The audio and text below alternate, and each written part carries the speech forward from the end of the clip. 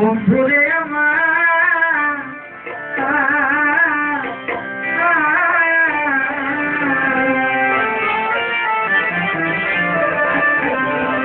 চাইলি না তুই আমার প্রতি দয়া নাই তো মনে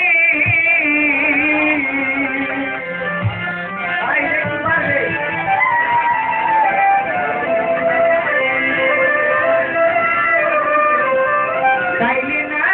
তুই আমার প্রতি দয়া নাই তো মনে আমারে পাগল বানাইয়া